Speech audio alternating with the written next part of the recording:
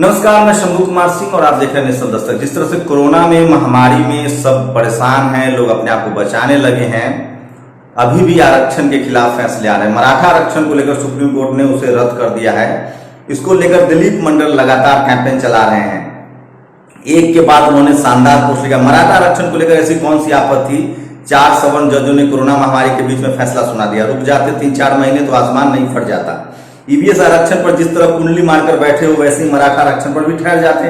हम सब समझ रहे हैं। तो सारे अधिकार आपके जो हैं वो इसमें छीने जा रहे हैं।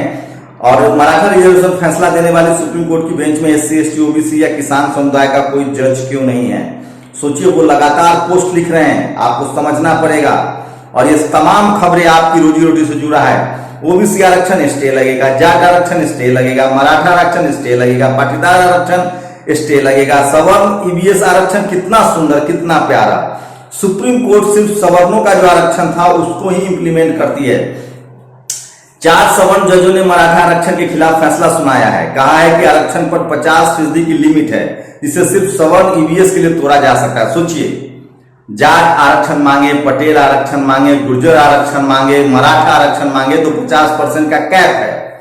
लेकिन जब मोदी जी सवर्णों को EVS इकोनॉमिक वीकर सेक्शन पर आरक्षण दे तो कैप नहीं है। तो आप समझ सकते हैं कि आरक्षण के नाम पर किस तरह की चीजें हो रही है। और ये देखिए, India is a casteist nation, DM Shailesh Yadav has to relinquish his post at IIT Kharagpur. सोचिए, सीमा IIT खड़गपुर याद है, एक यादव DM को सस्पेंड कर दिया गया और IIT खड़गपुर की एक सवर्ण महिला प्रोफेसर छात्रों को गाली देती हैं, उनको कुछ नहीं किया जा सकता है। तो आप सोचिए। और बंगाल को लेकर दिलीप मंडल लिखते हैं, महाराष्ट्र में शिवसेना NCP कांग्रेस बनने के बाद भी तो पालघर, सुशांत और मुकेश अंबानी के घर के पास कार वगैरह हुआ था। पश्चिम बंगाल में भी बीजेपी उसी टूल किट पर काम करे। समस्या है कि वहां बीजेपी से लेकर सभी अफसर बीजेपी की पसंद के हैं। चुनाव आयोग ने बनाया, दोष किसको दें? तो सब कुछ सरकार के इशारे पर हो रही है। और उसी में चंद्रशेखर आजाद रावत ने दिया। सोचिए, पंचायत चुनाव को लेकर यूपी में किस तरह की हालत है। बीजेपी के जितने कैंडिडेट हैं वो सब, उनको चुनाव आयोग ने फर्जी सर्टिफिकेट थमाया। पंचायत चुनाव में आए जनादेश को भाजपा स्वीकार नहीं कर पा रही है, इसलिए सत्ता का दुरुपयोग करते हुए विपक्ष के जीते हुए प्रत्याशियों को जबरन हरा रही है। ये लोकतंत्र की हत्या है। दुखद है कि चुनाव आयोग और सरकारी महकमा कठपुतली बना हुआ है। याद रहे, यूपी में योगी सरकार 1 साल की है। सोचिए, जहां जहां बीजेपी है वहां वहां किस तरह से साजिश हो रही है। ये देखिए, आगे लिखते हैं सुजाता सिंह, बीजेपी हार जाए तो इंटरनेशनल साजिश है हिंदुओं के खिलाफ।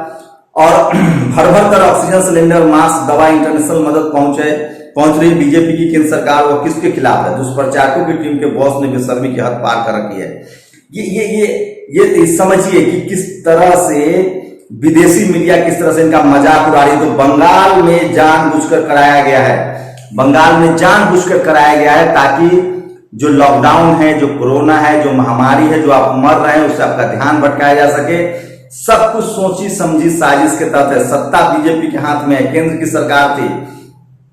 ये देखिए, ये मध्य प्रदेश की तस्वीरें हैं। मध्य प्रदेश के गांव में जहां बगीचे में मरीजों का इलाज किया जा रहा है। और ये देखिए, सुप्रीम कोर्ट ने साफ कहा है कि सोशल मीडिया पर मदद करना और मदद मांगना अपराध नहीं है। और यूपी में देखिए, मेरठ के भैंसा गांव में प्रधान चुनाव में दलित उम्मीदवार श्रवण कुमार के साथ भाजपा विधायक सह धांधली के चलते उनको हरा दिया गया है। चुनाव हराया गया। यूपी में बीजेपी के 90% कैंडिडेट को फर्जी सर्टिफिकेट दिया गया है। और मध्य प्रदेश में तो सब रखने पर भी प्रधानमंत्री को बधाई दी जा रही है।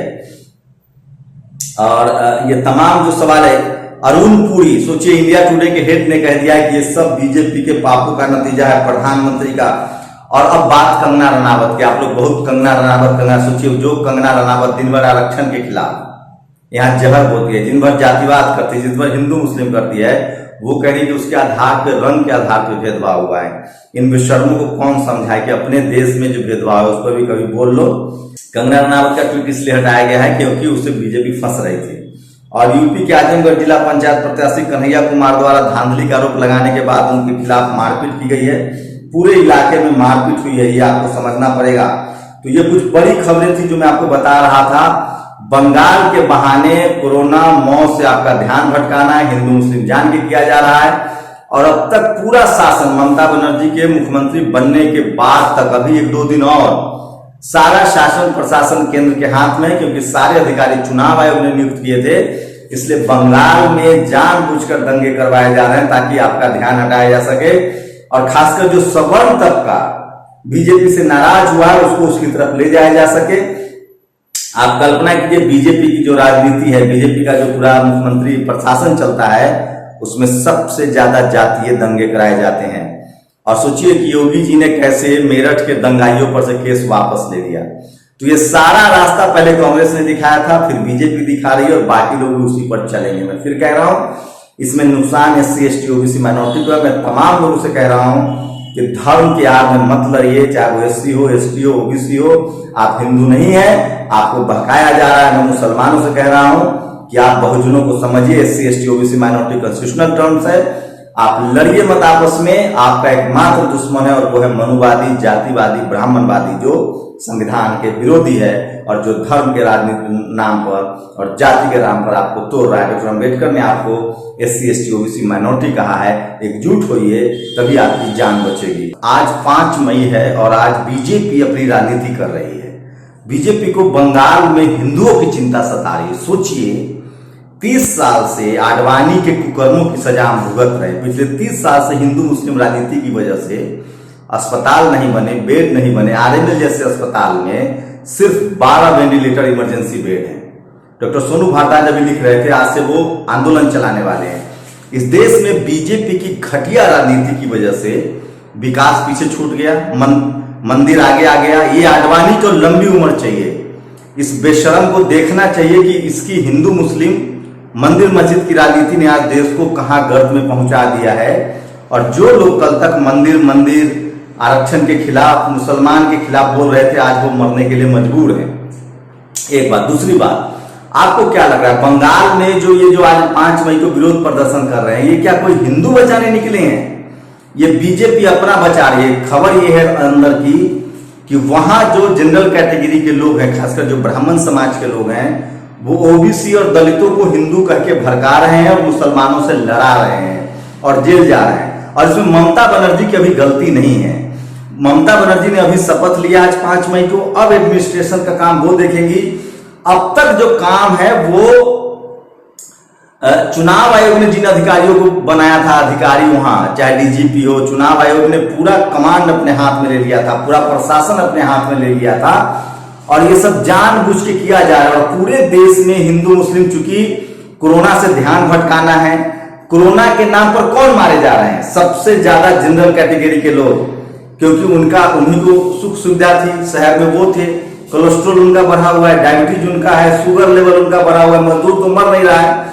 बंगाल के सहारे बीजेपी आपको ऑक्सीजन नहीं दे पा रही है, आपको अस्पताल में बेड नहीं दे पा रही है, सिलेंडर नहीं दे पा रही है। तो बंगाल के बहाने बीजेपी आपके दिमाग से कोरोना के मौत को निकाल रही है।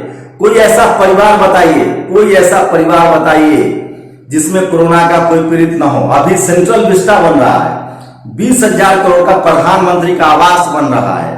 आप कल्पना कर सकते हैं? ये बेशर्मी की हद है। अभी भी आपको बेवकूफ समझा जा रहा है। सोचिए, अगर आज सोशल मीडिया नहीं होता, सोशल मीडिया से लोगों की मदद की जा रही है, लाखों जान बची है सोशल मीडिया की वजह से। सोशल मीडिया सोचिए, इसलिए मैं कह रहा हूं टीवी अखबार का बायकॉट कीजिए। अब भी कौन लोग हैं वो जो मंदिर मस्जिद और हिंदू मुस्लिम के नाम पर लड़ाई कर रहे हैं? सोचिए, आपको क्या लगता है? जो बंगाल में अगर हो भी रहा है, अगर यूपी में बीजेपी की सरकार खत्म हो गई, तो ठाकुरों की और ब्राह्मणों की पिटाई नहीं होगी? जो यादवों को मार रहे हैं, दलितों को मार रहे हैं, पिछड़ों को मार रहे हैं पंचायत चुनाव में, ये इस तरह का जात, मैं ऐसा नहीं चाहता हूं, लेकिन बीजेपी की जहां जहां सत्ता है, अमित शाह मोदी ने लोगों को जाति और धर्म में बांट दिया है। कहीं हिंदू मुस्लिम में लड़ाते हैं, जहां जहां उनकी सत्ता आ जाती है वहां पिछड़ों को, दलितों को, बैकवर्ड को मारा जाता है। उनके लिंचर जो अवधेश सिंह के हत्यारा था वो चुनाव जीत जाता है।